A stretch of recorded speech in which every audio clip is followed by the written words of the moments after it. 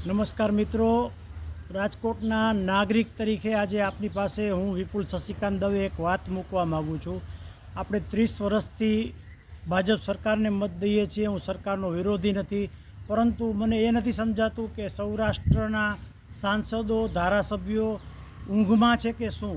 આજે જ્યારે છેલ્લા 2 મહિનામાં આટલો વરસાદ આવ્યો, એ પહેલાં પણ રોડ રસ્તાઓ હંમેશા તૂટેલા હોય છે. ત્યારે સોમનાથ અને દ્વારકાને પવિત્ર યાત્રાધામ જાહેર કરેલા છે, પરંતુ કોઈ પણ ધારાસભ્યો કે સંસદ સભ્યોને એવું નથી થતું કે રાજકોટથી ભુજ જવા કે સોમનાથથી ભુજ જવા અથવા દ્વારકાથી ભુજ જવા આટલો બધો રોડ ખરાબ છે, 12 કલાકનો રસ્તો છે, અસંખ્ય લોકો મરે છે.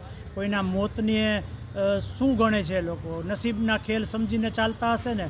તો મને એ નથી સમજાતું કે રેલવે મિનિસ્ટર પાસે સોમનાથથી વાયા રાજકોટ અને ભુજ જવા માટેની રેલવે સેવા કેમ નથી આપતા? દ્વારકાથી વાયા રાજકોટ ભુજ જવા માટે કેમ નથી રેલવે સેવા આપતા? અને નાગરિકો પણ ઊંઘમાં છે, ધારાસભ્યો પણ ઊંઘમાં છે.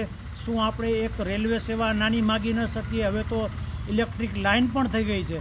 મારે તો કોઈ સ્વાર્થ નથી, હું તો વલ્લભ વિદ્યાનગર રહું છું, છતાં પણ મેં જ્યારે રાજકોટથી ભુજનો રોડ એટલો ખરાબ જોયો, ભાંગલા તૂટલા રોડમાં લોકોના વાહનોને નુકસાન થાય છે, અકસ્માતો થાય છે. આટલા લોકો, આપણે માત્ર નસીબને જ ખેલ દોષ દેવાનો રોવાનું નહીં. આપણા ધારાસભ્યોનો વાંક છે, આપણા સંસદ સભ્યોનો વાંક છે, આપણી જનતાનો વાંક છે.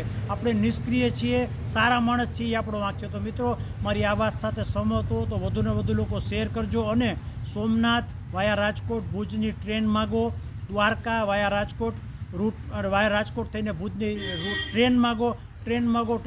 તમે આ વિડીયો વધુમાં વધુ નાગરિકોને શેર કરજો. હું પણ તમારી જેમ એક નાગરિક છું, રાજકારણી નથી. માટે મને વિપુલ શશિકાંત દવેને એક નાગરિકને સહયોગ આપજો, શેર કરજો. ધન્યવાદ. Thank you.